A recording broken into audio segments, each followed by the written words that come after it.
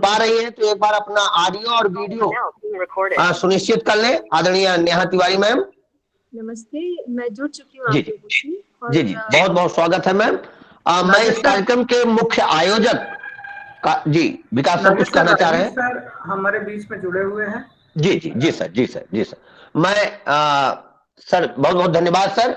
मैं इस कार्यक्रम के मुख्य आयोजक और हम सभी के लिए मार्गदर्शक के रूप में सदा अपना आशीर्वचन प्रदान करने वाले आदरणीय Rajiv Ranjan sir, assistant professor speech and hearing CRC Lucknow को सादर आमंत्रित करता हूं कि सर आप आए और आज की मुख्य वक्ता नेहा तिवारी मैम का स्वागत करें एवं सीआरसी की गतिविधियों से उन्हें परिचित कराएं। आदरणीय Rajiv Ranjan sir. Nagesh sir thank you. मैं 2 मिनट लूंगा, एक्चुअली कुछ टेक्निकल एरर है। 2 मिनट। जब सर विधिवत हमसे जुड़ पा रहे हैं, इससे पूर्व मैं आप सभी को बताना चाहूंगा सीआरसी लखनऊ अपने उद्देश्यों की पूर्ति हेतु एवं दिव्यांगजनों के कुशल संवर्धन सशक्तिकरण हेतु ऑफलाइन और ऑनलाइन दोनों पटलों पर अपने कार्यक्रमों को लेकर निरंतरता के साथ आप सभी के बीच आ रहा है। आप सभी का समुचित सहयोग, समुचित भाव सीआरसी लखनऊ के साथ जुड़ा है, जिससे हम अंतिम छोर पर बैठे हुए दिव्यांगजनों तक पहुंचने में आसानी महसूस कर रहे हैं और अपनी सेवाओं को और अधिक मात्रा में और अधिक दूरी तक पहुंचाने में सफल हो रहे हैं। आदरणीय जगदीश गुप्ता सर के श्री चरणों में प्रणाम करते हुए मैं सर को सूचित करना चाहूंगा वह, लेकिन मैं बताना चाहूंगा कि कल ही अभी सीआरसी एक वृहद फेयर किया जिसमें हम लोगों ने 500 से अधिक दिव्यांगजनों को और उनके कुशल संवर्धन को ध्यान में रखते हुए हम उन्हें रोजगार के अवसर उपलब्ध करा पाए, जिसमें हमारे बीच 40 से अधिक कंपनियां आई थी जिन्होंने अपने बनाए गए मानकों के अंतर्निहित भाव को देखते हुए दिव्यांगजनों का चयन किया और उन्हें रोजगार युक्त किया। ऐसे कार्यों को लेकर के सीआरसी लखनऊ ऑफलाइन कार्यक्रमों के रूप में कल से आरंभ किया है। आशा वर्करों का हम प्रशिक्षण कर रहे हैं। ऑनलाइन ऑफलाइन दोनों मोडों में सीआरसी लखनऊ अपनी सेवाओं को निरंतरता के साथ रख रहा है। हम अपने सेंटर बेस्ड कार्यक्रमों के द्वारा, ईआईसी के द्वारा, एमएचआरएच के द्वारा या जो हमारी सेवाएं हैं जो भारत सरकार या हमारी मिनिस्ट्री के द्वारा सेवाएं दी जा रही हैं, उन सेवाओं के साथ साथ निरंतरता के साथ विशेष शिक्षा, श्रवण बाधिता एवं जो हमारी ऑक्युपेशनल थेरेपी से संबंधित सेवाएं हैं, फिजियोथेरेपी से संबंधित सेवाएं हैं, उन सभी सेवाओं को अपने अपने स्तर पर प्रदान करने के लिए निरंतरता के साथ हमारे सभी समुचित अधिकारी पदाधिकारी अपने भावों को प्रदान करने में अपने भाव युक्त कर रहे हैं। हमारे बीच राजीव सर पूर्ण रूप से जुड़ चुके हैं। मैं सर को पुनः निवेदनित करता हूं कि सर आप आए और इस कार्यक्रम का शुभारंभ करें। Thank you sir. नमस्कार सर।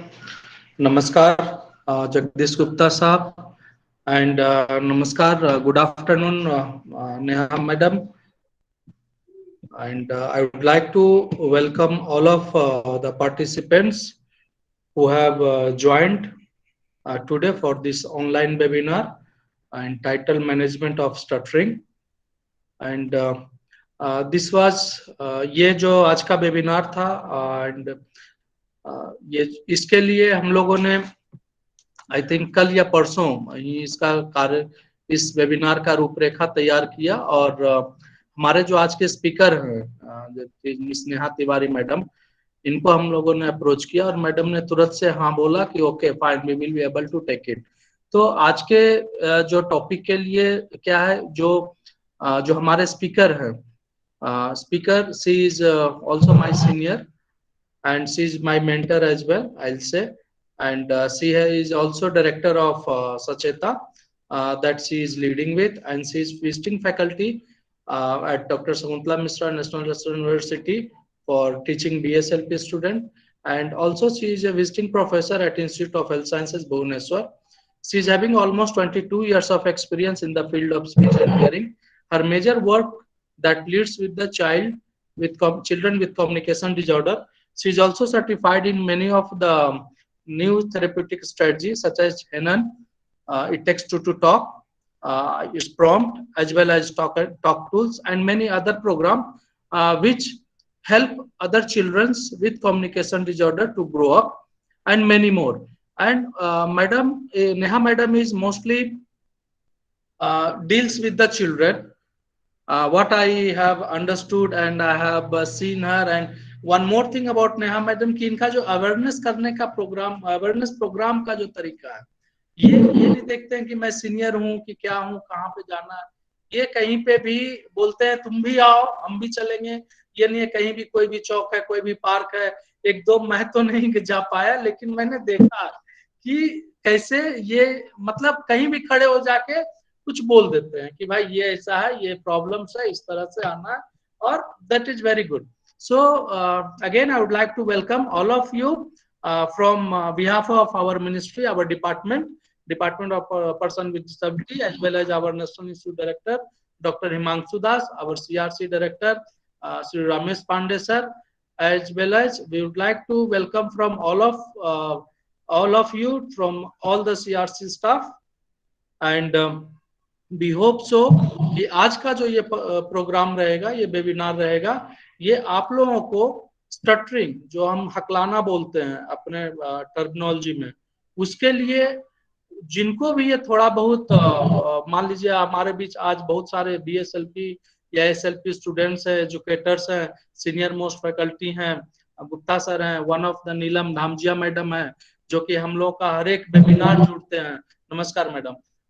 तो हमें भी कहीं ना कहीं लगता है कि कुछ गलत ना बोल दें क्या, कुछ तो है ना। तो ये जो खास करके आज का जो टॉपिक है स्टटरिंग खास करके जो हकलाना हम लोग बोलते हैं लेमैन में, तो उसके लिए हम क्या क्या कर पाएंगे ये डिटेल में उस मैनेजमेंट ऑफ स्टटरिंग, इसके लिए हम आज जो वेबिनार रखे हैं उसके लिए हमारे सारे पार्टिसिपेंट जो कि ASLP हो, स्पीच लैंग्वेज पैथोलॉजिस्ट हो, स्पीच लैंग्वेज थेरेपिस्ट हो, स्टूडेंट ऑफ ASLP हो या वर्किंग प्रोफेशनल्स हो, स्पेशल एजुकेटर्स हो, सबको कहीं ना कहीं आपको फ्लुएंसी डिसऑर्डर के बारे में और management of fluency disorder that is stuttering के बारे में कुछ ना कुछ मालूम होगा। सो इसी के साथ ही मैं once again I welcome all of you and all of the coordinators, all of the officials of CRC for organizing all this webinar for today। और जैसा कि नागेश सर ने भी बताया कि हम लोग ऑनलाइन और ऑफलाइन दोनों तरह से ही अवेयरनेस और जागरूकता प्रोग्राम करते रहते हैं। तो आज ये प्रोग्राम है मैनेजमेंट ऑफ स्टटरिंग, और 30 तारीख को आई थिंक 29 को एक और है ऑनलाइन वेबिनार, फ्लायर में भी today evening will be upcoming. 30 तारीख को एक और है प्रोग्राम जो कि ऑनलाइन वेबिनार है, वो भी again for the ASLP। I just to announce before I hand over to madam that topic of the webinar will be on 30th November। The topic of webinar will be test protocol for children with hearing impairment। So I request all of you participants who have joined today, वो आप लोग भी 30 तारीख को 30 नवंबर जो कि मंगलवार का दिन है, वो वेबिनार 12 से 1 बजे शेड्यूल होगा और टॉपिक होगा test protocol for children with hearing impairment. ये तो रहा ऑनलाइन की बात। ऑफलाइन में हमारे आज एक टीम हमारी गई हुई है सीतापुर, वो अर्ली इंटरवेंशन के लिए अपना जन जागरूकता आंगनवाड़ी वर्कर्स के साथ में पूरा कर रहे हैं। तो इस तरह से हमारे अपने भी कार्यक्रम चलते रहते हैं। और जैसा आप सबको पता है हमारे यहाँ भी अर्ली इंटरवेंशन सेंटर ओपन हो चुका है और almost we have at present every day 20 to 25 children coming in for the different therapeutic and education to get the services of therapeutic and other intervention as well as educational services। तो आप लोग को भी बताना चाहूंगा, यदि आप near dear हैं, आप किसी बच्चे को कोई दिक्कत है 0 to 6 years है, कहीं स्कूलिंग की दिक्कत है, तो आप उनको हमारे पास भी भेज सकते हैं अर्ली इंटरवेंशन के लिए, और ये बिल्कुल मुफ्त है। Only it is registration charge is 10 rupees at this moment। इसी के साथ में thank you all and welcome Miss Neha Tiwari madam to start the talk on management of stuttering। I welcome Miss Neha Tiwari madam। Thank you, Rajiv. Okay, sorry, one more thing before I call again, I just give you 2 points for कभी आप लोग बीच बीच में mic unmute कर देते हैं, तो please वो ना करें, अपना माइक को म्यूट रखें। दूसरी चीज, बीच में प्रेजेंटेशन बटन न दबाएं।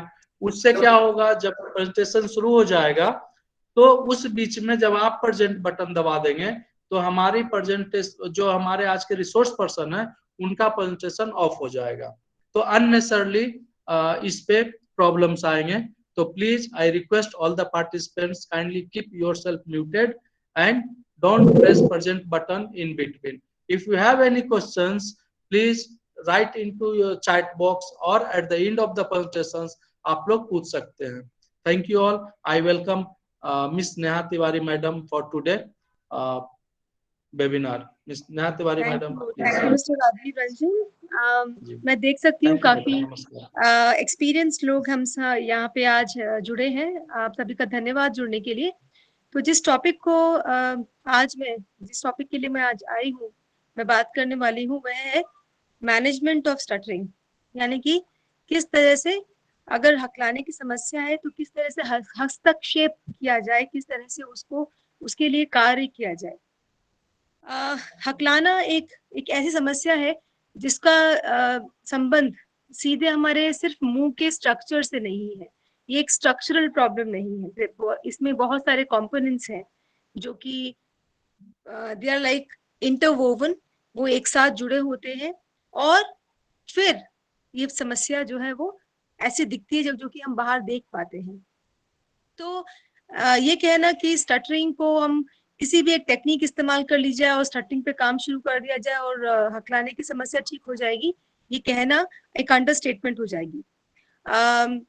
बहुत सारे ऐसी चीजें हैं जो स्टटरिंग में कार्य करती हैं और हर एक चीज पे कार्य करना एक स्पीच लैंग्वेज थेरेपिस्ट के लिए एक चैलेंज हो जाता है काम करना। और अगर सिर्फ एक ही चीज पे कार्य किया जाता है तो वो एक तरह से इनकम्प्लीट इंटरवेंशन हो जाता है। तो मैं अपनी प्रेजेंटेशन शेयर करना चाहूंगी।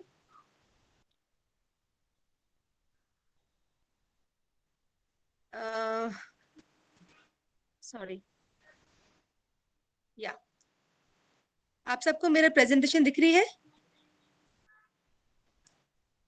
क्या आप सभी लोग मेरी स्क्रीन देख पा रहे हैं? जी मैम, दिख रही है। तो जैसा कि मैंने बोला, बहुत सारे फैक्टर्स हैं। पर्सनल फैक्टर्स हैं, इंट्रापर्सनल फैक्टर्स हैं, इंटरपर्सनल फैक्टर्स हैं और एनवायरनमेंट फैक्टर्स हैं। ये स्पेलिंग गलत हो गई, इंट्रापर्सनल या इंटरपर्सनल होना चाहिए था। यानी कि अगर मुझे हकलाने की समस्या है तो मेरी अपनी खुद के विचार क्या हैं, मेरे डर क्या हैं, मेरी एंजाइटी क्या है, मैं कैसे डील करती हूँ अपने आप से। इंटरपर्सनल फैक्टर हो गए कि मेरे और मेरे एनवायरनमेंट यहाँ पे मैं बात करूँ सेकंड पॉइंट में पेरेंट्स के बारे में, उन लोगों के बारे में जो कि मेरे हैं।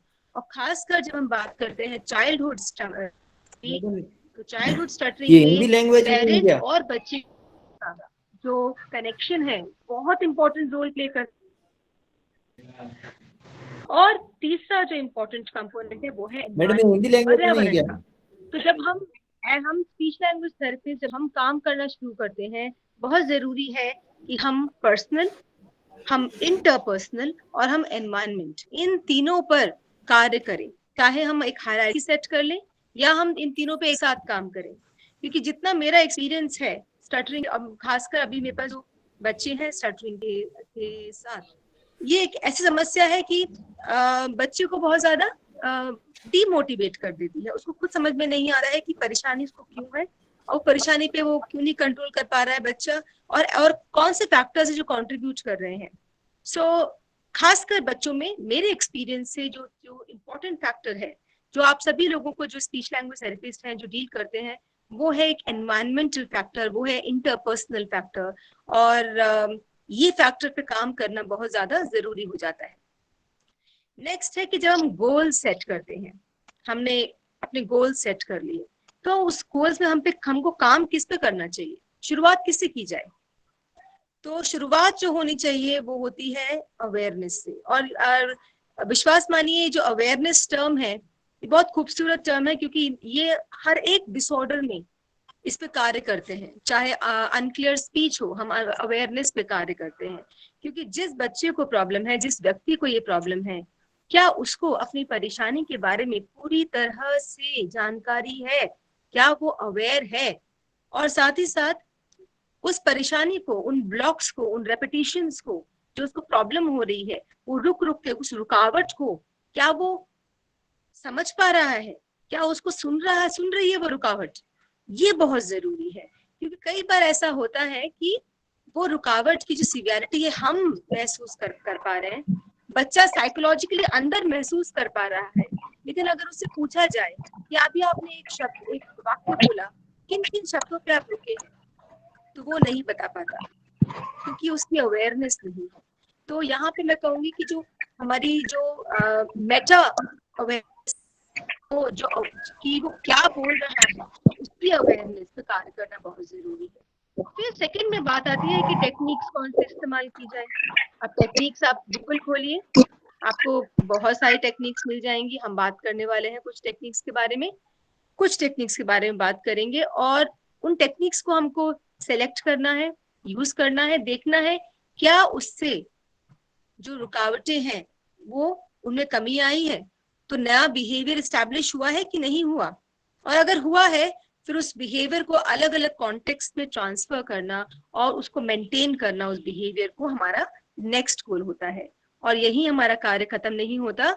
हर एक पेशेंट को जिसके साथ हम डील करते हैं, जब उसको हम कहते हैं कि ठीक है, आपकी ये समस्याएं थी, आपको टेलीफोन पे बात करने में प्रॉब्लम थी, आपको नए लोगों से बात करने में प्रॉब्लम थी, आपको अपने पेरेंट्स से बात करने में प्रॉब्लम थी, अब इन जगह पर आप नए बिहेवियर को एस्टैब्लिश हो गए हैं, आप मेंटेन कर पा रहे हैं, अब आप वापस एवरीडे रूटीन में जाइए। आप रेगुलर थेरेपी नहीं होगी, परंतु हर एक महीने में हमको ये प्रोग्रेस के बारे में अपडेट करना है। कई बार लोग अपडेट नहीं करते हैं क्योंकि पे करना पड़ता है उनको सेशन का, but I personally feel the way I do it, I just pick up a phone and I call up कि बच्चा कैसा कर रहा है। और ये जो फॉलो अप है ये इन पर्सन हो तो बहुत ही अच्छी बात है, अगर इन पर्सन पॉसिबल नहीं है तो फोन से भी आप फॉलो अप करा सकते हैं, अपडेट ले सकते हैं। और ये अपडेट सिर्फ आप उस इंडिविजुअल से नहीं लेंगे जिन्हें प्रॉब्लम है, ये अपडेट आप लेंगे उनके पेरेंट्स से भी, ये अपडेट आप लेंगे उनके एनवायरनमेंट से भी। So this was about the goal hierarchy. Now treatment की जहां तक बात आती है तो हमको कौन कौन से डिसीजंस लेने चाहिए। ध्यान रखिए ये सारे डिसीजन जरूरी है। ये जो थेरेपी अप्रोच है, या जो भी हम थेरेपी ले रहे हैं, हमारा थेरेपेटिक प्लान जो है, ये हमने ऐसे एक दिन में बैठ के नहीं बनाया जाता। हम कुछ डिसाइड करते हैं अपने एक पेशेंट के बारे में। वो होता है कि क्या मेरे को कॉन्फिडेंस है, मैं ये थेरेपी टेक्निक इस्तेमाल करने जा रहा हूँ, या मैं ये स्टटरिंग का केस लेने जा रहा हूँ या जा रही हूँ, am I confident in treating stuttering. क्योंकि अगर थेरेपिस्ट कॉन्फिडेंट नहीं होगा तो आप देखेंगे कि सेशंस जो होंगे वो they will not look organized, they will not have any structure. We want to give structure to the whole program because this is an organized plan. तो अपना कॉन्फिडेंस लेवल जरूर आप असेस करिए। दूसरा, लॉन्ग टर्म जो treatment goals हैं उन्हें बनाइए, कौन सी अप्रोच आप यूज कर रहे हैं हमको वो डिसाइड करना है। साथ ही साथ मोस्ट इंपॉर्टेंट, डॉक्यूमेंटेशन। हर सेशन के बाद बच्चे की क्या इंप्रूवमेंट हुई, बच्चे ने क्या परफॉर्म किया, और उसके बेस पे आपका नेक्स्ट सेशन सेट होगा। अब जब ट्रीटमेंट स्टार्ट कर दिया है हमने, ट्रीटमेंट स्टार्ट करते करते आपको डिसीजंस बनाने होते हैं, तो बहुत सारे ऐसे फैक्टर्स होंगे जिन पे हम देखते हैं कि हमारा कंट्रोल ही नहीं है। उन फैक्टर्स को हमको दिमाग में रखना है और शॉर्ट टर्म गोल्स को ध्यान में रखना है। नेक्स्ट सेशन में ये एक्टिविटी होगी, और या फिर मेरे नेक्स्ट 3 सेशंस के बाद मेरा गोल ये है कि ये बच्चा जो है out of while reading 100 words the child will have blocks, or the child will stutter only on or the child will have disfluency only on on 5 words or 10 words or 15 words, जो भी आपका गोल है। लेकिन ये गोल आप realistic रखिए, ऐसा गोल रखिए जिसे आप अचीव कर पाए। Next is examine reasons for slow progress. ये बहुत कॉमन होता है। कई बार प्रोग्रेस आप देखेंगे एक सेशन में इंस्टेंट प्रोग्रेस हो गई, लेकिन नेक्स्ट टाइम आता है इंडिविजुअल और we are back to square one.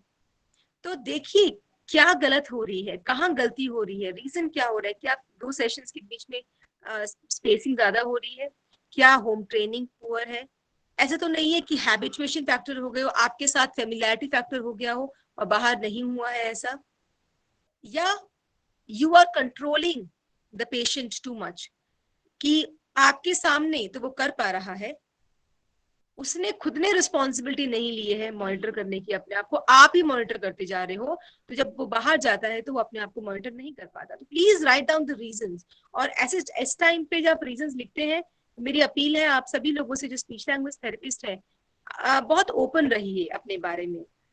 ये सोचिए कि हमसे भी गलती हो सकती है, हमसे भी थेरेपी टेक्निक्स गलत चूज हम कर सकते हैं, या ऐसे बहुत सारे फैक्टर्स हैं जिनको मैं कंट्रोल नहीं कर सकती या कर सकता, और मुझे इम्प्रूवमेंट की जरूरत है।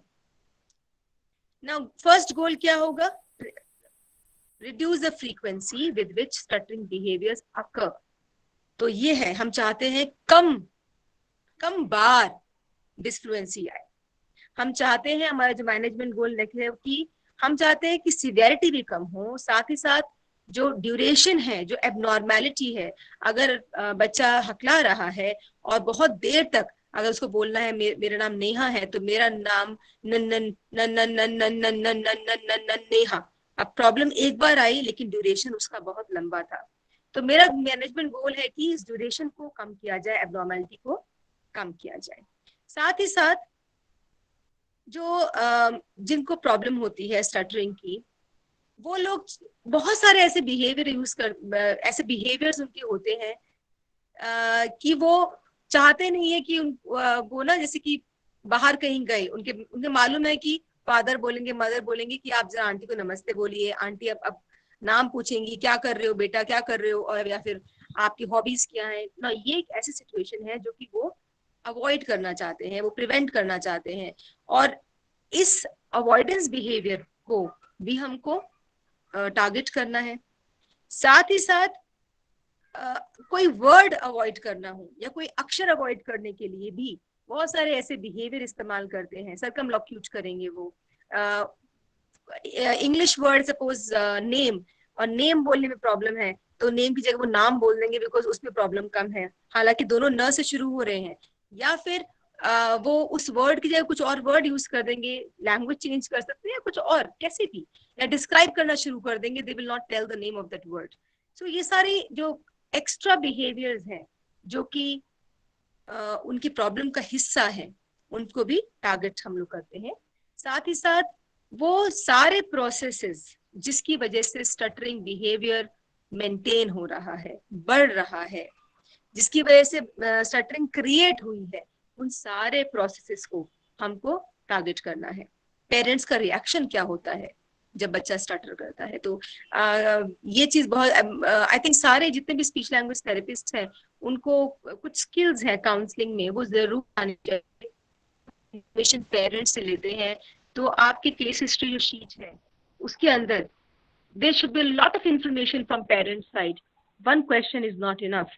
पेरेंट्स का रिएक्शन क्या होता है, और जब पेरेंट्स ऐसे रिएक्ट करते हैं तो बच्चे को क्या फील होता है, या लिसनर ऐसे रिएक्ट करते हैं, क्या क्या बोलते हैं लोग जब उस बच्चे को हकलाते हुए सुनते हैं, और वो सुनकर बच्चा क्या क्या सोचता है। तो ये एक कॉन्फिडेंस बिल्ड करने की जरूरत है जब आप केस हिस्ट्री ही ले रहे हैं तभी। नेक्स्ट गोल आपका होता है कि आप जिसको स्टटरिंग है उनकी मदद लीजिए ये सोचने में, ये डिसाइड करने में कि स्पीच वो अपनी हैंडल कैसे करे, सोशल सिचुएशन अपनी हैंडल ऐसे करे। ये मैं बहुत इंपॉर्टेंट टॉपिक है जो कि, और बहुत इंपॉर्टेंट पॉइंट है जो मैं हाईलाइट करना चाहूंगी। जब हम लोग थेरेपी टेक्निक यूज करते हैं तो एज अ थेरेपिस्ट मैं हमेशा अपने पेशेंट से पूछती हूँ what are you comfortable with, इस सिचुएशन में आपको कौन सी थेरेपी टेक्निक कंफर्टेबल लग रही है, कन्वीनियंट लग रही है, कैसे हैंडल करना चाहते हो, या आप इस तरह के क्वेश्चंस पूछ सकते हैं कि जितनी भी आपकी स्पीकिंग सिचुएशंस हैं उनमें से किस स्पीकिंग सिचुएशन को आप पहले हैंडल करना चाहेंगे। तो you know the long and the short of the story is कि जब हम लोग एक बच्चे पे काम कर रहे हैं या इंडिविजुअल पे काम कर रहे हैं जिसको स्टटरिंग है, सारे डिसीजंस क्लिनिशियंस ना ले, पेशेंट को इन्वॉल्व रखे, पेरेंट्स को इन्वॉल्व रखे, उनके साथ मिलकर डिसीजन लिए जाएं ताकि बच्चे की जो हमने जो अलग अलग एस्पेक्ट्स की हमने बात की थी, उसके पर्सनल एस्पेक्ट है, उसके इंटरपर्सनल एस्पेक्ट है, उसका एनवायरमेंटल एस्पेक्ट है, सबको हम टैप कर पाए। नेक्स्ट है टूल्स कौन कौन से हैं स्टटरिंग को एड्रेस करने के लिए।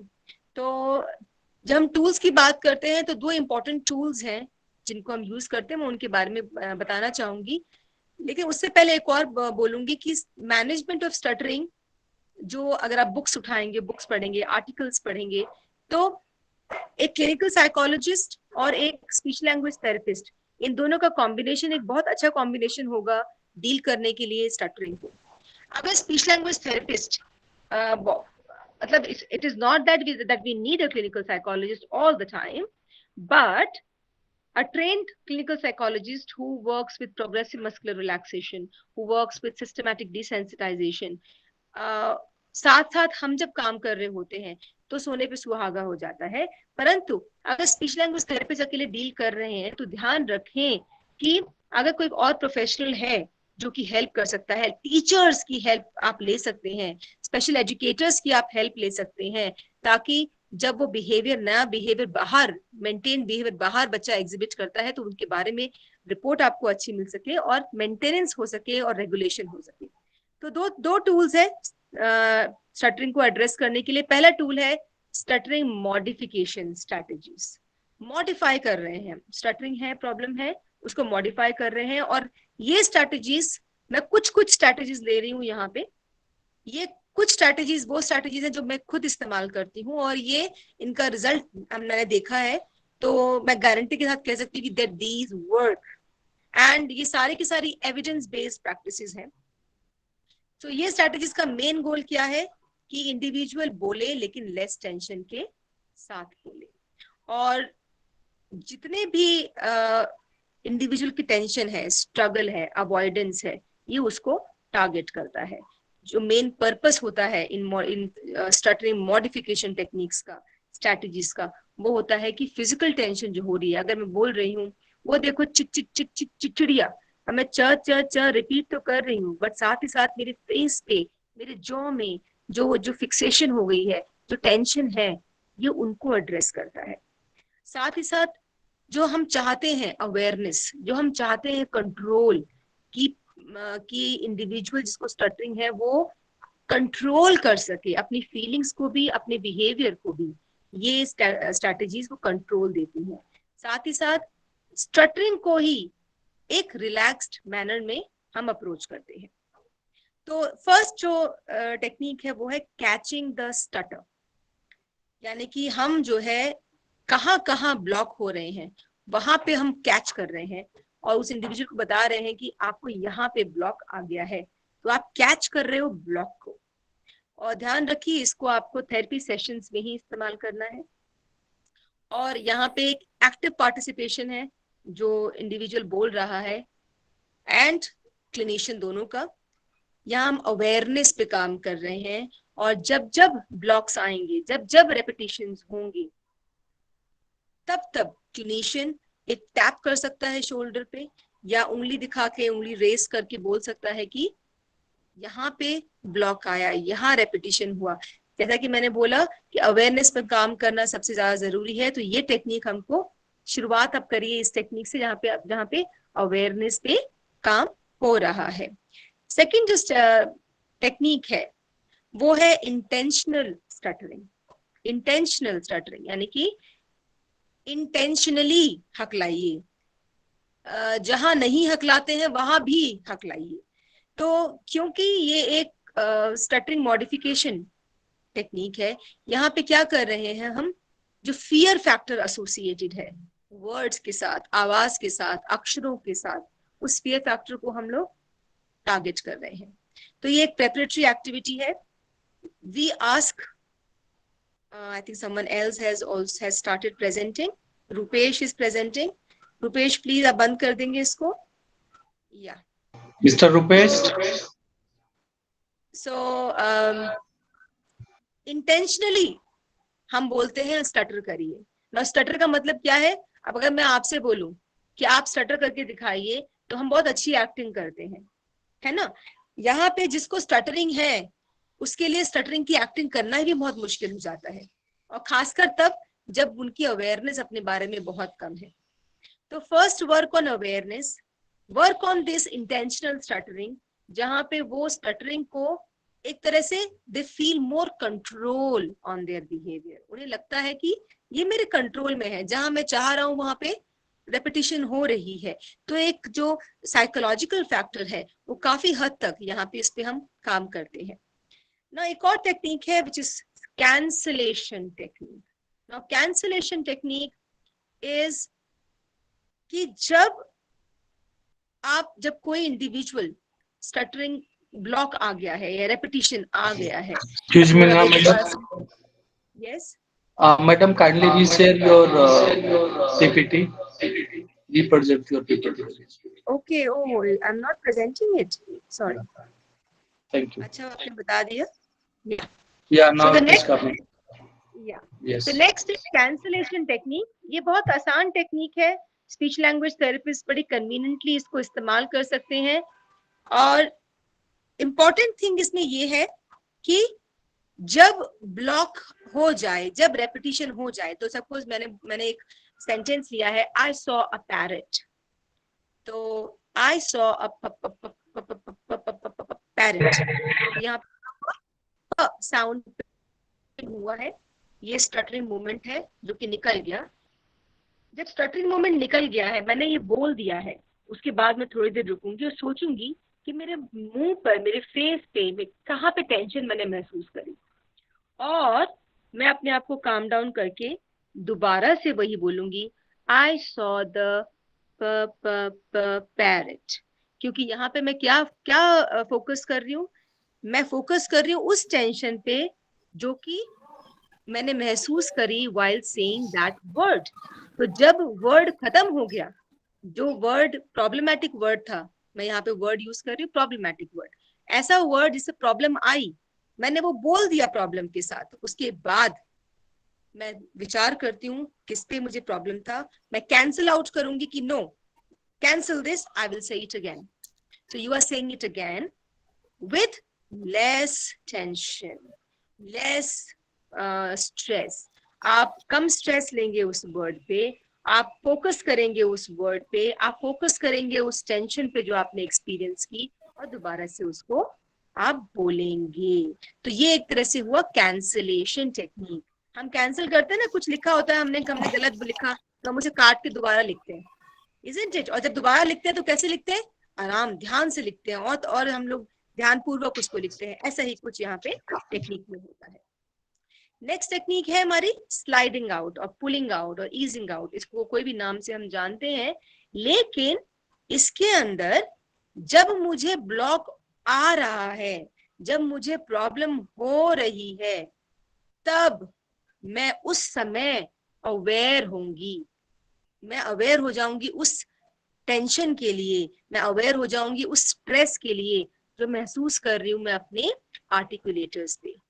ओके, कि मुझे यहाँ स्ट्रेस हुआ, मैं बोल रही हूँ ब्लू बॉल, तो ब ब ब ब ब ब ब ब ब बोलते बोलते उस टाइम पे ही मैं पुल आउट करूंगी, अपने आप को वहां से बाहर निकालने की कोशिश करूंगी, एंड सोचूंगी उस स्ट्रेस के बारे में, कहाँ मैं टेंशन महसूस कर रही हूँ, and that is called pull out technique, and it is used very frequently with pausing, जिसके बारे में हम आगे बात करेंगे। तो पुल आउट टेक्निक में भी अवेयरनेस बहुत जरूरी है, तो इसलिए अवेयरनेस पे पहले काम कीजिए, देन टेक्निक्स को जिनमें अवेयरनेस की जरूरत है, अवेयरनेस उनका बेस है, फिर उन टेक्निक्स को हम इस्तेमाल करते हैं। हाई डिग्री ऑफ अवेयरनेस की इसको जरूरत है, तो बच्चों के केस में मैं कहूंगी कि थोड़ा सा हम लोग लेट इसको यूज करें इस टेक्निक को। Yes, now this is an interesting technique called bouncing technique. अब इसके अंदर क्या है कि this involves producing sounds in an easier capacity, आराम से बोलना है। जैसे कि अगर मुझे बोलना हो द बेबी इज क्राइंग, अब मैं बोल रही हूँ बेबी इज क्राइंग। नाउ इस टाइम पे मैं बोलूंगी the baby is crying, baby is crying. Bouncing होता है ना, जब आप बॉल को नीचे डालते हैं कैसे वापस ऊपर आती है, नीचे जाती है, ऊपर आती है, नीचे जाती है, ऊपर आती है, वैसे ही बाउंस करना है, कंटिन्यूअस, रुकना नहीं है। बेबी इज क्राइंग ऐसे नहीं, बेबी इज क्राइंग। तो ये एक बाउंसिंग टेक्निक है, इसको भी हम लोग पॉजिंग के साथ इस्तेमाल कर सकते हैं। और ये एक ऐसी टेक्निक है जो कि बच्चे को बहुत इंटरेस्ट आता है। तो जनरली मैं क्या करती हूँ, बॉल को रखती हूँ और बॉल को हम बाउंस करते हैं, वो वर्ड बच्चा बोल पाता है। और बहुत छोटे बच्चों में तो मैं रेकमेंड नहीं करूंगी इसको, बट यस, वो स्कूल गोइंग चिल्ड्रन जिनको बहुत टाइम से स्टटरिंग है, या वो बच्चे जो कि, या वो इंडिविजुअल जो वर्ड्स अवॉइड करते हैं, या फिलर्स यूज करते हैं, या स्टार्टर्स यूज करते हैं, या हार्ड ब्लॉक्स एक्सपीरियंस करते हैं, उनके लिए टेक्निक बहुत फायदेमंद टेक्निक है। तो हमने अब तक बात की थी स्टटरिंग मॉडिफिकेशन टेक्निक्स की। अब मैं बात करती हूँ कि फ्लुएंसी को इनहैंस करने के लिए कौन कौन सी टेक्निक्स होती हैं। तो ये टेक्निक्स जो होती हैं, हमारा फोकस है फ्लुएंसी। हमारा फोकस जो है ये नहीं है कि स्टटर को हम मॉडिफाई करें, हमारी स्पीच कैसे फ्लुएंट हो।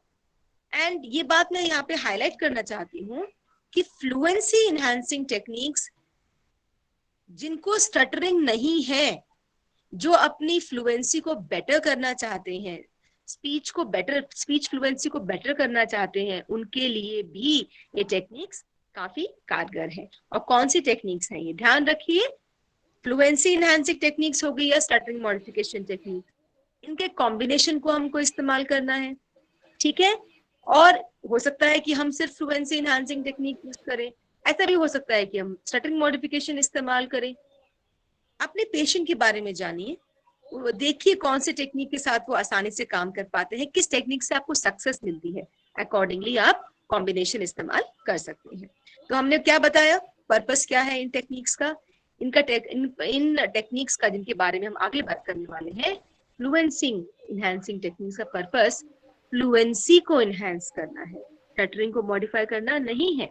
तो इन टेक्निक से क्या होता है कि जो फ्रीक्वेंसी ऑफ स्टटरिंग है वो कम हो जाती है, साथ ही साथ हम यहाँ पे ब्रेथ पैटर्न पे काम करते हैं, स्पीच रेट पे काम करते हैं।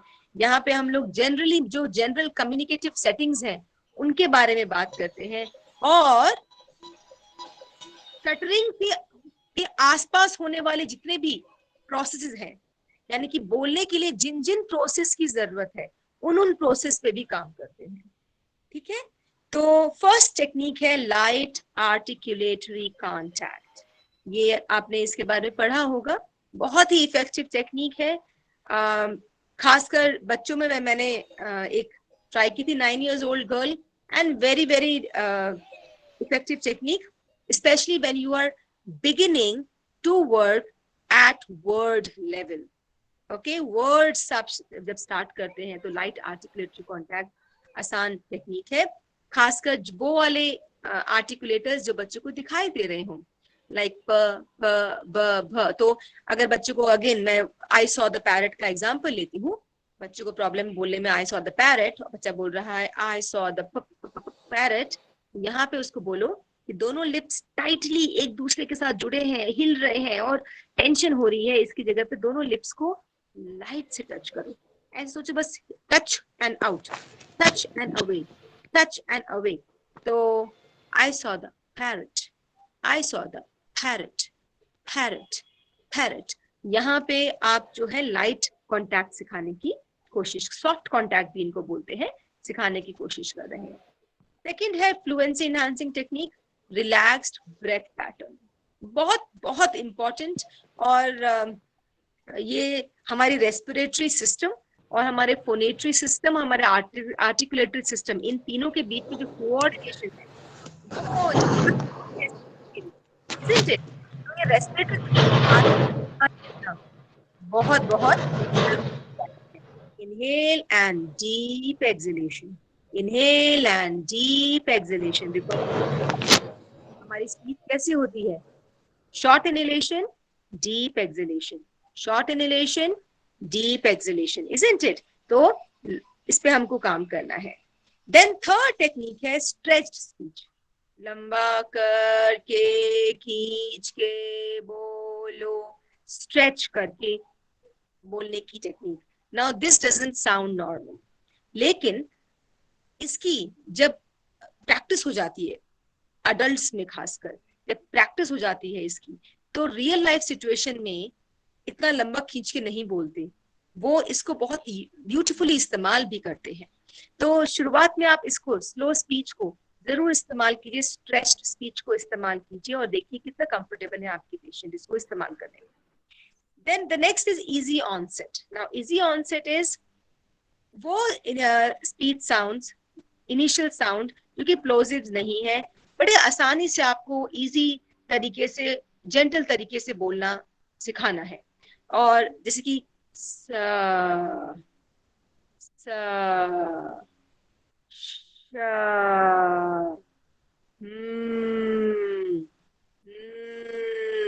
इजी ऑनसेट को मैं यूज करती हूँ एयर फ्लो टेक्निक के साथ। तो अब कैसे हम इसको करते हैं कि हम ड्रॉ करते हैं एक झूला, स्लाइड। हम कहते हैं सांस लो, ऊपर चढ़ते हुए सांस लो और नीचे उतरना शुरू करो, स्लाइड करो, लंबा करके बोलना है और slide. So take a deep breath, go up the ladder or go up the swing or go up the slide and release your breath and slide. So take a deep breath, slide, and then so we are working on the easy onset of voice and easy onset of the sound production.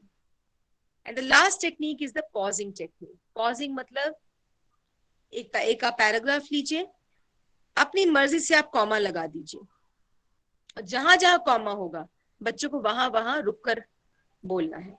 ना ये pausing technique एक तो breath लेने का मौका दे देती है बच्चे को, दूसरा रेगुलेट करती है रेट ऑफ स्पीच को, और काफी I would say easy technique है इस्तेमाल करने में। और पॉजिंग और आप देखेंगे कैंसलेशन है या पुल आउट टेक्निक है या बाउंस टेक्निक है, इन दोनों का कॉम्बिनेशन बहुत ब्यूटीफुली इस्तेमाल होता है with people with stuttering problem. तो यहाँ पे बात करना चाहूंगी मैं कि जब बच्चे छोटे होते हैं तो ये डिसाइड करना कि ट्रीटमेंट रिक्वायर्ड है कि नहीं रिक्वायर्ड है बहुत जरूरी है, और बहुत सारे फैक्टर्स पे डिपेंड करता है। फ्रीक्वेंसी क्या है, टाइप्स क्या है, ड्यूरेशन क्या है, उसकी एज क्या है, डेवलपमेंटल पीरियड में जब हो रहा है बच्चा, तो क्या मैं ये बात बोलूं कि स्टटरिंग है इसको, तो और फैमिली हिस्ट्री क्या है, कितना एनवायरनमेंट कितना रिस्की है, all that stuff. By chance हमको इन सब क्वेश्चंस का आंसर मिलता है, हाँ हमको थेरेपी देनी है। अगर ना मिलता है तो ठीक है, हमने जिसने भी उनको हमारे पास तक भेजा है, सपोज टीचर तो नहीं कहूंगी, सपोज पड़ोसी ने भेजा, एक मामा को बोला कि लगता है आपके बच्चों को हकलाने की प्रॉब्लम है, आप ऐसे करके एक स्पीच लैंग्वेज थेरेपिस्ट है वहां चले जाइए, या सीआरसी लखनऊ है या DSMNRU है लखनऊ में, वहां चले जाइए, वो हमारे पास आते हैं, हम असेस करते हैं, हम कहते हैं कि बच्चों को थेरेपी की जरूरत नहीं है, हम वापस उनको रेफरल सोर्स पे भेज देते हैं। अगर हमें लगता है कि नहीं ट्रीटमेंट की जरूरत है तो डायरेक्ट ट्रीटमेंट इस्तेमाल किया जाए या इनडायरेक्ट ट्रीटमेंट। ना इनडायरेक्ट ट्रीटमेंट होता है जबकि बच्चा एक प्री स्कूलर है, वो अवेयर नहीं है, फैमिली हिस्ट्री भी रिस्की नहीं है, सेकेंडरीज भी बहुत कम है, और घर के अंदर ही कुछ एनवायरमेंटल चेंजेस करने से आप देखेंगे कि डिस्फ्लुएंसीज कम हो सकती है। While if the child is aware, if the secondaries are present, if people are teasing, if he is being teased, and there's a high risk of family history, we need to start working on direct therapy techniques. और objectives क्या होंगे? Comfortably बच्चा बात कर पाए और उसके लिए टॉकिंग आसान हो जाए, और हमको सिखाना है बच्चे को स्लाइड करना, ठीक है। एंड एक तो स्लाइड करना, दूसरा बोलते बोलते सांस और जो हमारा फोनेशन है, वॉइस है, उसके बीच में कोऑर्डिनेशन बना रहे, वॉइस हमेशा मेंटेन रहे, वॉइस ना रुक जाए। तो ये चीजें हमको बच्चे को सिखानी होगी। तो अप्रोचेस क्या होती हैं? हम एनवायरनमेंट को मैनिपुलेट करेंगे, बच्चे के साथ डायरेक्टली काम करेंगे, साथ ही साथ वो सिचुएशंस जिनमें प्रॉब्लम ज्यादा है, एंजाइटी लेवल ज्यादा है, डिसेंसिटाइज करना बच्चे को, पेरेंट और चाइल्ड के बीच इंटरेक्शन। एक मैं बुक पढ़ रही थी, how to handle children with stuttering, and believe you me उस बुक में 80% ऑफ द टाइम यही लिखा हुआ है कि कैसे हम लोग पेरेंट चाइल्ड इंटरेक्शन को चेंज करके स्टटरिंग को कम कर सकते हैं। Use fluency shaping behavioural therapy with children and also parent and family counselling. So ये जैसे मैंने बताया, यहाँ पे एक पिक्चर होनी चाहिए जो शायद अभी इस फॉर्मेट में नहीं आई है, especially when you're dealing with children and you're using fluency shaping strategies. 4 primary ingredients जो हमको स्पीच के लिए चाहिए, एयर फ्लो, वॉइसिंग, आर्टिकुलेशन और इन तीनों के बीच में कोऑर्डिनेशन, इन पे काम करना बहुत जरूरी है। तो टाइम अपना थेरेपी सेशंस का मैक्सिमम टाइम इन पे डिवोट करना चाहिए। काम कीजिए बच्चे के साथ, चॉइसेस बच्चों को इसके साथ डिस्कवर करिए, चॉइसेस कौन सी थेरेपी टेक्निक बच्चा से मोस्ट कंफर्टेबल है, उसको इजी स्पीच सिखाना और एक सिचुएशन से दूसरे सिचुएशन में ट्रांसफर करना, एक लेवल लिंग्विस्टिक लेवल से दूसरे लिंग्विस्टिक लेवल पे, शब्दों से वाक्य पे, वाक्य से उसको कनेक्टेड स्पीच पे, ये ट्रांसफर बड़ा स्मूथ होना चाहिए। और टेंशन कंट्रोल थेरेपी हमको देनी है। मैं रेकमेंड करूंगी कि बच्चे के साथ जो है हम tension control therapy, because we can not give this therapy, तो टेंशन कंट्रोल जो है वो कोई स्पेशलिस्ट दे तो बेटर होगा, यानी कि क्लिनिकल साइकोलॉजिस्ट। पेरेंट्स के साथ डील करें और पेरेंट्स को सिखाएं कि टर्न टेकिंग कितनी ज्यादा जरूरी है, यानी कि कम्युनिकेशन सिखाएं, कम्युनिकेशन में उनका रोल सिखाएं। मोस्ट ऑफ द टाइम जिन बच्चों को स्टटरिंग होती है, आप देखेंगे पेरेंट्स बहुत अथॉरिटेरियन होते हैं, बच्चों को मौके नहीं देते बोलने के। ऐसे टाइम पे ये जो इंटरेक्शन है, इस पे काम करना बहुत ज्यादा जरूरी हो जाता है। बच्चे को बताएं, पेरेंट्स को बताएं कि उनका अगर स्केड्यूल हेक्टिक है तो वो भी बच्चे की स्पीच को अफेक्ट कर सकता है।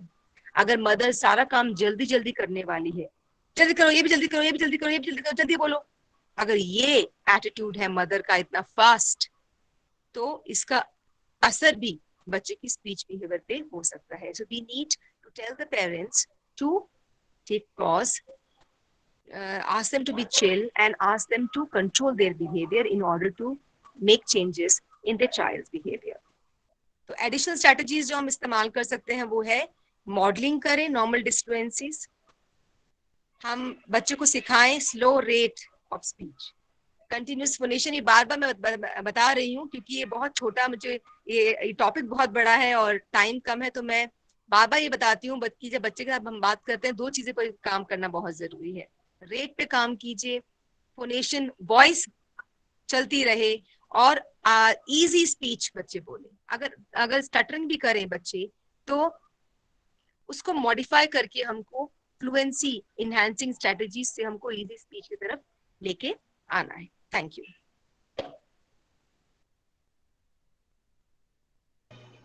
Thank you, madam, for your kind presentation. Any questions from the participants? Now it's open for discussion.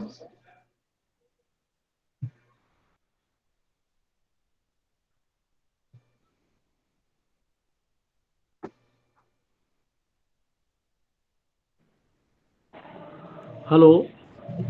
हाँ जी। Yes sir. नमस्कार सर, मैं कालेंद्र भारती दिल्ली से बात कर रहा हूँ। बताइए। हाँ, एक अगर ये जैसे 25-26 साल का अगर कोई पेशेंट है और उसमें स्टैमरिंग है, तो हम क्या उसमें इम्प्रूवमेंट ला सकते हैं मैडम, कि या छोटा ही बच्चा में इम्प्रूवमेंट होती है? नहीं, हम ला सकते हैं, बहुत आसान है। मतलब ये नहीं कहना गलत होगा, बहुत आसान है, बट इम्प्रूवमेंट ला सकते हैं। बिकॉज मैंने कहा बहुत सारे फैक्टर्स इन्वॉल्व होते हैं जब हम कहते हैं कि इम्प्रूवमेंट होगी। तो अगर अवेयरनेस है, मोटिवेशन है और अगर सेल्फ कंट्रोल है, more than that I think, जो अगर मुझसे कोई पूछे कौन से 2 इंपॉर्टेंट फैक्टर्स है, मैं कहूंगी अवेयरनेस एंड कंट्रोल। अगर ये दोनों ही चीजें हैं, और ये दोनों चीजें सिर्फ स्पीच में ही नहीं, अपने इमोशंस को कंट्रोल करना, अगर ये चीजें हैं तो stuttering can be yes, it can be minimized and fluency can come. Definitely. Okay madam, okay, thank you madam. हर बार सारी स्ट्रैटेजीज काम नहीं करती है, कई बार ऐसा होता है कि काम नहीं करती, but the person is more aware. बहुत सारे ऐसे लोग हैं जिन्होंने अपने आप को ठीक करके स्टटरिंग को ठीक किया। इसमें आप देखेंगे कि उन्होंने अपनी अवेयरनेस पे पहले काम किया और कंट्रोल, सेल्फ कंट्रोल, अपने इमोशंस पे कंट्रोल, तो उन पे काम करके काफी हद तक मतलब ये जो अगर अगर अगर एज ज्यादा है तो मतलब उसकी काउंसलिंग हमें ज्यादा से ज्यादा करनी है, उसको समझाना है मेन तो ना। काफी होती है। ये madam, thank you madam. Good afternoon, ma'am. Hello.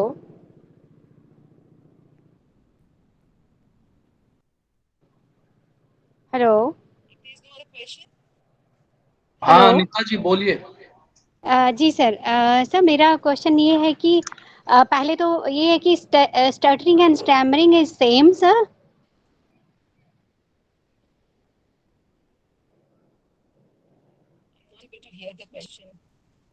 Hello.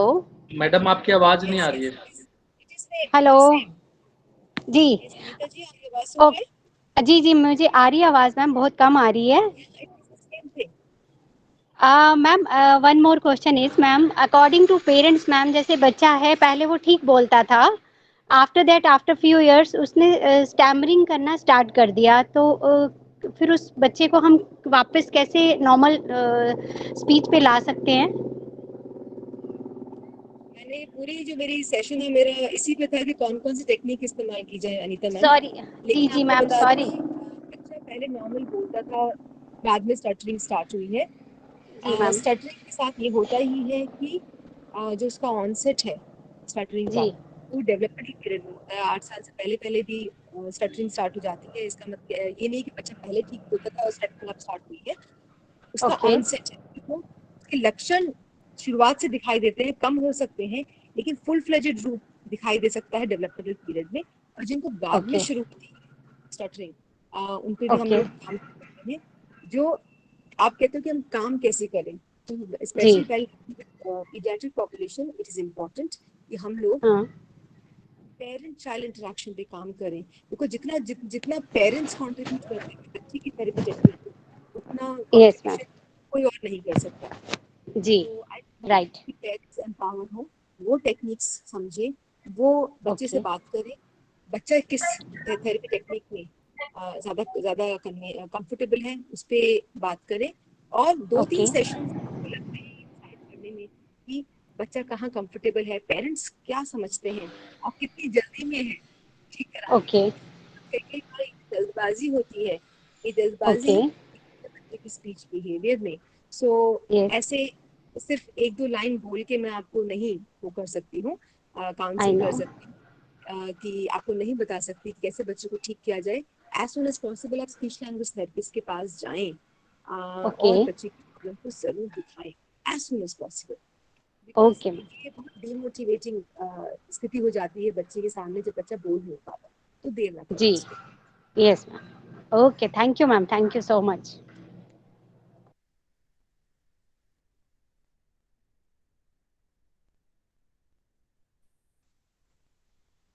Any other questions?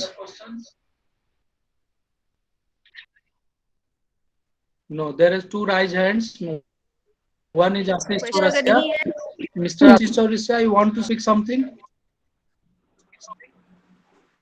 No. Sir Jagdish sir, आप सर अपने हाथ हैंड रेज किया है।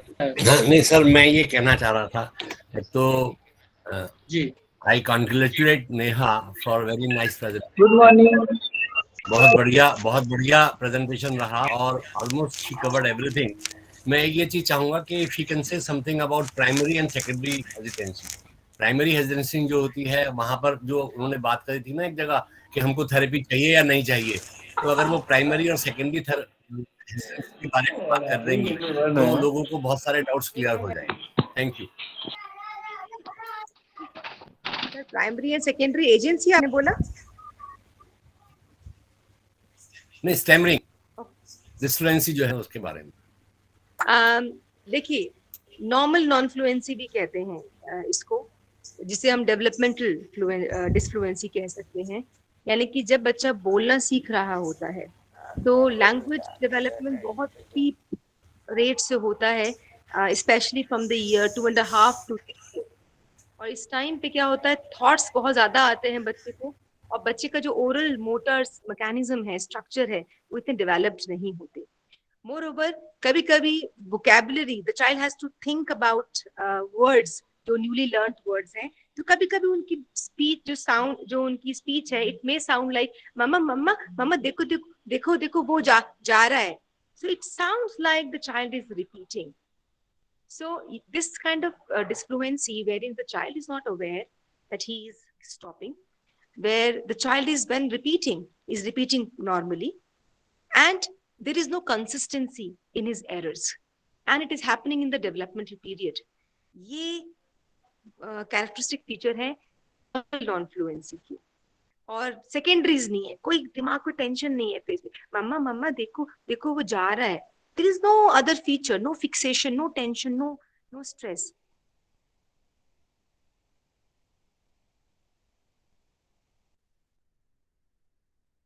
अगर यही पर जॉ में या आई कांटेक्ट हट रहा है, बच्चा अवॉइड करना शुरू कर दिया है, बच्चा अवेयर हो रहा है कि इसको प्रॉब्लम है, ये स्टैमरिंग यानी कि स्टटरिंग के कैरेक्टरिस्टिक फीचर्स हैं। तो हम लोग जो कि स्पीच लैंग्वेज पैथोलॉजिस्ट हैं, we can diagnose, we can identify, but parents से अपील करूंगी कि सिर्फ जो इस इंफॉर्मेशन के बेस पे देर ना करें, जरूर दिखा दें।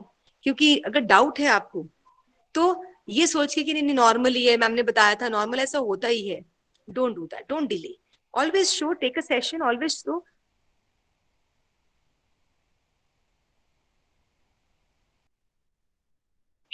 Because and get it confirmed. Normal nonfluency हुई तो वेरी वेल एंड गुड, अगर स्टैमरिंग हुई तो आप अर्ली एज में ही आइडेंटिफाई करके उसको उस पे काम करना शुरू कर सकते हैं। Jagdish sir, am I right? Yes madam, earlier the, ये तो है, अर्लियर द बेटर। जितना जल्दी हम किसी भी चीज पर काम करना शुरू करेंगे उतना ही अच्छा रहेगा। कि जो डेवलपमेंटल पीरियड के अंदर स्टैमरिंग बच्चे करते हैं, थोड़ा थोड़ा सा डिस्फ्लुएंसी आ जाती है, तो that should be taken seriously, और हमको किसी ना किसी स्पेशलिस्ट के साथ में, स्पीच लैंग्वेज पैथोलॉजिस्ट जो है उनके साथ में हमें कंसल्ट करना चाहिए। और कंसल्ट करने से हमको ये मालूम लग जाएगा, थेरेपी हम नहीं करेंगे मगर पेरेंट्स के लिए हमको एक मार्गदर्शन मिल सकता है कि हमको क्या क्या नहीं करना है, एज पेरेंट्स हमको क्या क्या नहीं करना है वो हमको मालूम पड़ जाएगा। सो दैट डेवलपमेंटल डिस्फ्लुएंसी जो है वो स्टैमरिंग में कन्वर्ट नहीं हो पाएगी। तो ये पेरेंट्स को अगर जरा सा भी महसूस होता है कि भाई हाँ मेरा बच्चे में हकलाना का कुछ लक्षण दिखाई दे रहे हैं, तो उनको तुरंत स्पीच थेरेपिस्ट के साथ में कांटेक्ट करना चाहिए। यही मैं कहना चाहूंगा यहाँ पर। And once again congratulations again for the nice presentation. Thank you, sir. Thanks a lot, sir. And thank you, Rajiv sir, for giving me the opportunity. And thanks to all the audience, especially all the senior professionals, experienced professionals who were kind enough to sit through the presentation. Thank you.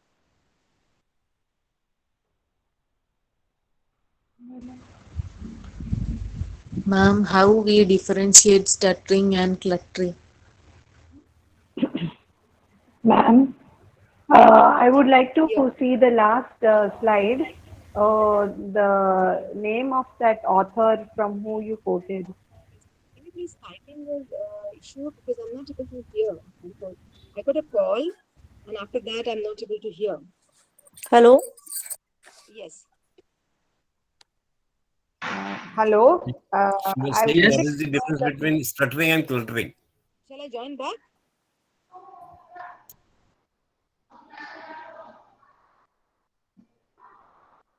If you have any doubt, any one of you, you may send your doubt to CRC or to Rajiv sir, whichever way he is feasible, or I'm sending in my email ID. You could kindly send your doubt on my mail. I will. Okay.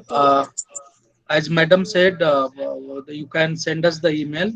Due to the time constraint and we have other things coming up, so I would like to say all the participants and request if you have any questions, आप लोग का जो भी प्रश्न है, जो भी questions है, आप हमें भेज सकते हैं, मैडम को भेज सकते हैं। हम अपना ईमेल आईडी आपको, मैडम का ईमेल आईडी हम चैट बॉक्स में डाल देंगे, ठीक है? Okay, thank you madam. Now I would like to call mister Amit ji for to tell us about MHRH, what we are doing. Our ministry have initiated for mental health helpline number, that is Kiran, and for vote of thanks, Mr. Amit ji. Thank you. Thank you, Rajiv sir. Thank you, Neha ma'am, for a wonderful presentation. मैं आप सभी participant से एक information share करने जा रहा हूँ।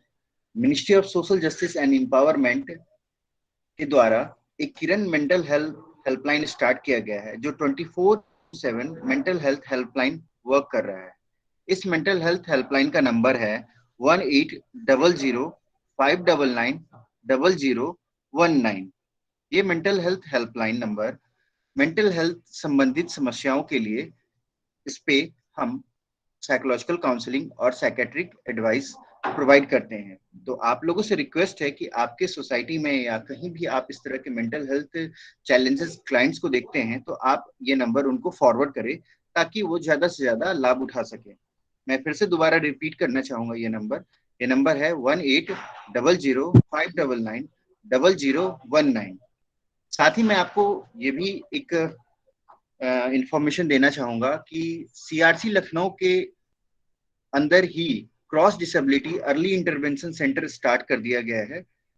आपके सोसाइटी में अगर जो भी दिव्यांगजन हैं, जो 0 to 6 ईयर्स के हैं, जैसे autism, cerebral palsy, ADSD, speech language disorder जिन बच्चों को है, 0 to 6 ईयर के अगर हैं, तो आप हमारे सीआरसी लखनऊ उनको रेफर कर सकते हैं। हमारे यहाँ सारी फैसिलिटीज दी जा रही है, जैसे कि speech therapy, physiotherapy, occupational therapy, psychological services, special education, साथ ही मेडिकल कंसल्टेंसी भी दी जा रही है। तो अगर आपको सोसाइटी में इस तरह के कोई बच्चे दिखते हैं 0 to 6 ईयर जिनको डेवलपमेंट या मेंटल हेल्थ रिलेटेड कोई प्रॉब्लम है, तो आप उनको सीआरसी लखनऊ रेफर कर सकते हैं। साथ ही प्रोग्राम के अगली कड़ी में मैं वोट ऑफ थैंक्स के साथ प्रोग्राम को यहाँ समाप्त करूंगा। मैं धन्यवाद देना चाहता हूँ आज की हमारी resource person miss Neha Tiwari ma'am का, जिन्होंने आज इस प्रोग्राम में मैनेजमेंट ऑफ स्टैमरिंग के बारे में बताया। उनका प्रेजेंटेशन बेहद ही उत्तम रहा और चैट बॉक्स हमारा कंप्लीटली फिल है मैडम के तारीफ से और प्रेजेंटेशन के तारीफ से। इसके लिए मैम को मिनिस्ट्री और हमारे संस्थान की तरफ से बहुत बहुत धन्यवाद। Thank you so much ma'am, thank you so much. साथ ही मैं थैंक्स करना चाहता हूँ हमारे patron director sir PDDU NI PPD doctor Himanshu sir का, और सीआरसी लखनऊ के director mister Shri Ramesh Pandey sir का, जिनके मार्गदर्शन से हम ये कार्यक्रम पूरा कर पाए। साथ ही मैं धन्यवाद करना चाहता हूँ हमारे सारे प्रोग्राम्स कोऑर्डिनेटर्स का, जिनके वजह से हम इस तरह के प्रोग्राम करते हैं। Thank you Rajiv sir, thank you Vikas ji, thank you Nagesh ji, thank you so much. साथ ही मैं धन्यवाद करना चाहता हूँ सीआरसी से जुड़े सभी स्टाफ और हमारे कलीग्स का, जो हमें प्रत्यक्ष और अप्रत्यक्ष रूप से इस तरह के प्रोग्राम करने में हेल्प करते रहे हैं। साथ ही मैं धन्यवाद करना चाहता हूँ हमारे सारे पार्टिसिपेंट्स का, जिनके की रचना नहीं की जा सकती। Thank you so much, thank you so much, thank you all of you. और आप लोगों से रिक्वेस्ट है, इसके बाद आप प्रोग्राम से एग्जिट कर सकते हैं। और आप लोग जिनको सर्टिफिकेट चाहिए, वो हमारा फीडबैक फॉर्म जरूर भरेंगे। फीडबैक फॉर्म का लिंक चैट बॉक्स में डाला जा रहा है। तो आप लोगों से रिक्वेस्ट है कि ये आप अपने प्रोग्राम्स को कंप्लीट करने के बाद आप फीडबैक लिंक जरूर शेयर करें। Thank you so much, thank you all of you. आपके सामने ऑलरेडी फीडबैक फॉर्म एक बार जा चुका है, नागेश जी ने भेजा है, मैं भी एक बार फिर से शेयर कर दे रहा हूँ, आप इसको भर लीजिए। ऑलरेडी आपको फिर से भेज दिया गया है, मैं फिर से एक बार शेयर कर दे रहा हूँ। सो इसी के साथ आज का ये कार्यक्रम संपन्न होता है और हम आप लोगों से उम्मीद करते हैं कि आप इसी तरह से हमारे साथ जुड़े रहेंगे। और जैसा कि हमने बताया, हमारा प्रोग्राम मंडे भी है, एक 29 शेड्यूल है और एक 30th को शेड्यूल है, जो कि test protocol for children with hearing impairment, उसकी 12 to 1 शेड्यूल्ड है, अगेन हियरिंग इम्पेयरमेंट के ऊपर। सो आप लोगों से सादर निवेदन करूंगा, अपना कीमती समय निकाल करके प्रोग्राम में जरूर जुड़े। फ्लायर आज शाम तक शेयर हो जाएंगे। Thank you very much, thank you. प्रणाम जगदीश सर, प्रणाम नीलम मैडम, नमस्कार।